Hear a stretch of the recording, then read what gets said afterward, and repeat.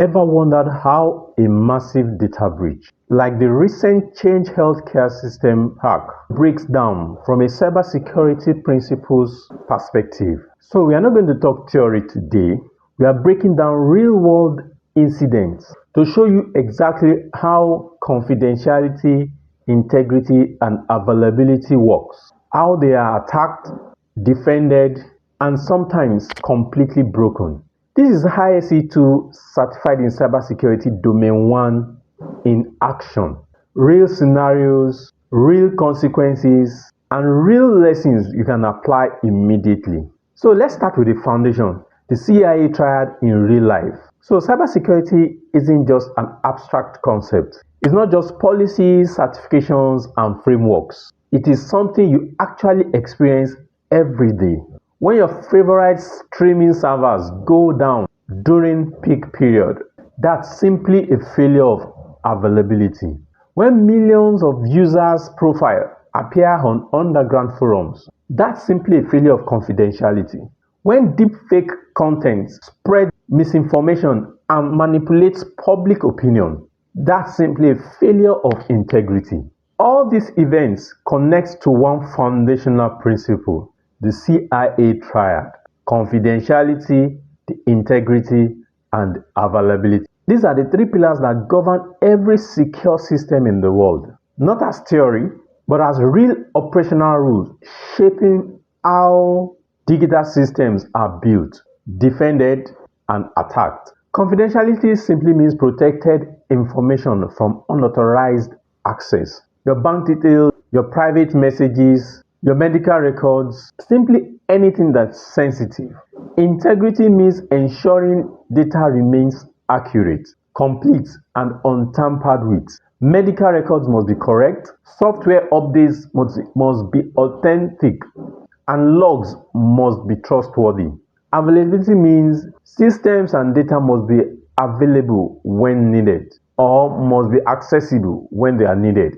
Hospitals must be able to access their patients' records. E-commerce must be able to process transactions. Emergency services must stay online.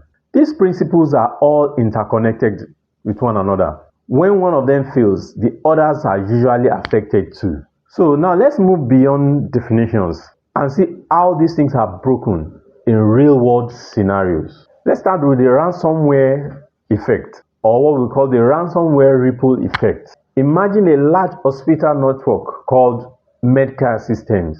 One morning, staff arrive to find critical systems locked out. The MRI machines cannot connect, patients' records are inaccessible, appointments stay frozen, emergency departments have to revert to paper records. This is simply a direct collapse of availability. Operations grind to a halt, but that's just only at the surface level. Before encrypting the systems, attackers exfiltrate patients' data, medical histories, personal identifiers, insurance records. Now, confidentiality is breached. And when systems are restored from backup, data becomes incomplete. Some files are corrupted, some entries are missing. Now, integrity also is compromised. One single attack and all the three pillars of the CIA are destroyed.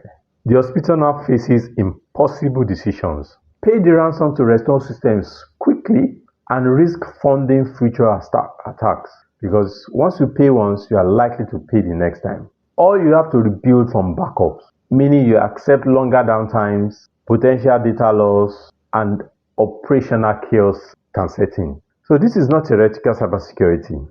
This is real-world decision-making under pressure, driven entirely by the CIA trade-offs. So let's look at another scenario. Let's look at his supply chain security problem. Now, imagine a software vendor called SoftBuild Incorporated. They produce the third-party system used inside the operating system of a major tech company called Global Tech Solutions. Attackers now compromise SoftBuild's development environment. Malicious code is silently injected into the software updates. Global Tech releases a new OS update, unknowingly distributing software updates to millions of users. This is simply a supply chain attack. The integrity of the operating system is destroyed. the software can no longer be trusted. Confidentiality is also impacted because user data, intellectual properties, and internal systems are now exposed through the compromised updates. This simply shows a critical truth in cybersecurity. Your security is only as strong as your weakest vendor. Modern security now depends on shared responsibility. Frameworks like NIST SP800-161 focuses on supply chain risk management. Organizations now use software bills of materials, vendor security audits, and continuous risk assessment. So security is no longer just internal, it's an ecosystem-wide effort. Now let's look at another scenario, third scenario. Here we'll be considering the insider threat scenario. Now consider FinTrust Bank. A recently laid off employee still has privileged access to the system. They are able to download sensitive customer financial records. They leak data on a dark web forum. This is simply an insider threat. No hacking tools, no software or malware employed, no exploit kits, just unauthorized access misused. Confidentiality is completely destroyed. Customer trust completely collapsed. Reputation damage spreads instantly.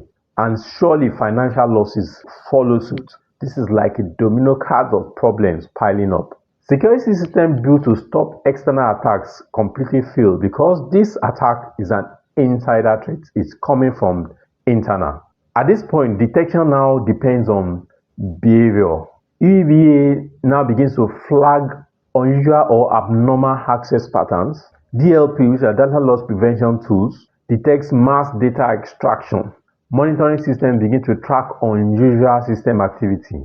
Here at this point, prevention depends on principles: least privilege, access segmentation, continuous monitoring, strong identity controls. This is exactly where policy meets practice. So let's go beyond the bridge and apply principles proactively. Cybersecurity is not just incident response, it's a system design. Confidentiality means encryption, identity control, and access management. Integrity means verification, validation, digital signatures, and trust models being put in place. Availability simply means or depends on data backup, redundancy, disaster recovery, and resilience planning being integrated into your system. When systems are built with CIA in mind, your security becomes structured instead of just being reactive. And these principles apply to individuals too. Strong password protects your confidentiality, verifying downloads protects integrity, and ensuring backups protect your availability. So for anyone pursuing how to master your ISC2 Certified in Cybersecurity certification exam, mastering these principles is not an option. They are simply the foundation of everything else in cybersecurity. So you need to begin to see cybersecurity through the CIA lens. Every breach, every attack, every failure, and every outage. So if this breakdown has simply helped you in any way to understand ISC2 Certified in Cybersecurity Domain 1 or more clearly, please like this video, share with friends, share with people that it will be useful to, and please subscribe to this channel for more real-world cybersecurity breakdowns.